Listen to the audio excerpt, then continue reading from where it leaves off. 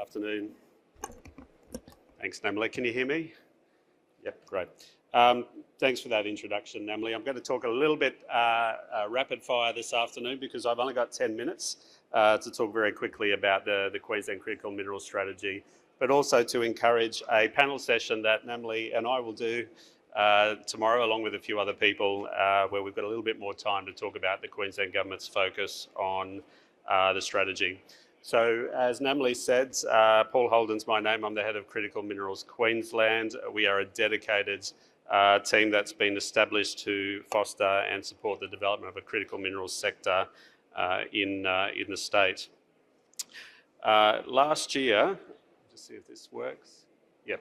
Last year, in June 2023, the Queensland Government released the Queensland Critical Minerals Strategy, the first jurisdiction in Australia to actually release a critical minerals strategy, and has put about $315 million behind that strategy to invigorate our sector in 4 key areas. Moving faster and smarter, accelerating our approval outcomes, as Bob just talked about on the panel, about the importance of data, to do a lot of data collection and collect information that will help speed up our regulatory approval framework in Queensland. Maximising investment, so promoting the significant resource endowment that Queensland has in critical minerals and a range of different metals. So we are actively seeking investment and are investing in the promotion and the development of our sector. Building value chains, investment in critical infrastructure and common user infrastructure, putting our money where our mouth is, investing with proponents in common user outcomes, community infrastructure outcomes, and First Nations development activities as well. We've also got a $170 million critical mineral and battery technology fund where we invest directly with project proponents to support the development of their both upstream and midstream projects.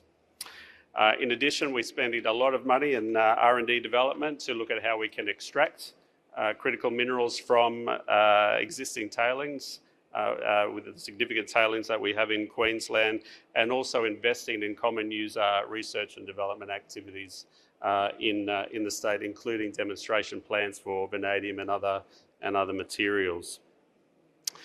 So a significant investment on our part, covering a whole range of different areas to support the sector. So why Queensland? I'll talk a little bit more about this tomorrow. The fact is we have a world-class critical mineral endowment across a number of different resources, mainly centred in our Northwest Minerals province. Strong ESG outcomes underpinned by a really robust regulatory framework and a continued Queensland Government investment to support our proponents in that space as well. Infrastructure. Our Northwest Minerals province directly connected to road, rail, port facilities, and more importantly, the government has invested $6.2 billion in the CopperString project to provide renewable energy into the Northwest Minerals province and connect that province to the national electricity grid. World-class R&D that I've talked about and our continuing investment in that.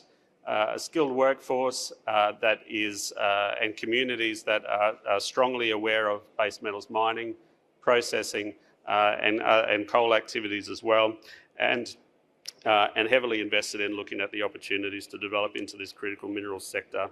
And as I've talked about, significant government support to both facilitate approvals, but also to directly invest in projects where appropriate as well.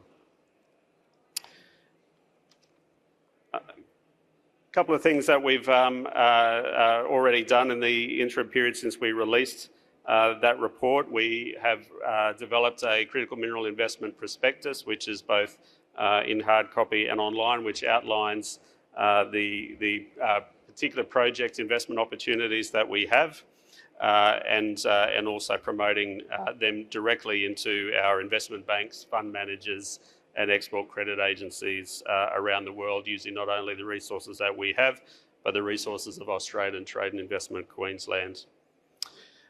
We have also developed and are working directly with project proponents. We have declared coordinated project assessment processes over critical mineral projects, including the VECO Vanadium project, and are working closely with other vanadium projects in the Northwest Minerals province to accelerate their approval outcomes. We've signed partnerships with AusIMM to look at specific training packages and credentialing programs for ESG outcomes. And we're also investing another significant amount of money in supporting collaborative exploration initiatives and development programs in Queensland. I'll speak very quickly. So tomorrow we're going to talk a little bit more about the investment that the Queensland Government's making to support project proponents. I only have 3 minutes left, so I want to speak very fast. But tomorrow we'll have a panel which is going to be facilitated by Namely Mackay, who is clearly a very busy person at this conference, and she's not looking at me now, so I'll move on. But Namely is going to be facilitating a discussion that we'll be having tomorrow to outline Queensland's critical minerals advantage in the Global Opportunities Theatre. So you'll hear a bit more from myself, Queensland's Chief Government Geologist, which is Tony Knight, and some fantastic project proponents who are joining us on that panel who are developing projects in Queensland. We'll have Rob Williamson, who's the Executive Director and Chief Operating Officer of Alpha HPA, developing a significant processing facility in Gladstone, and also Mark Lolbach, the Chief Technical Officer from Graphinex. And Graphinex has a world-class graphite resource in our Northwest Minerals Province and a really exciting project opportunity, which he will talk more about tomorrow. So I really encourage you to join us for that panel session. As I said, it's in the Global Opportunities Theatre, just out the door here. And also invite you to come and visit our Queensland Government stand. We're at K29 to come and meet with myself, and we also have senior government representatives from the Queensland Government who can talk to you further about the opportunities and also the work that we're doing in Queensland to really drive our resources sector forward. So encourage you to come and visit us. You can't miss us. There's a big orange map of Queensland at K29, so please come and have a chat with us. And that's it from me. Thank you very much.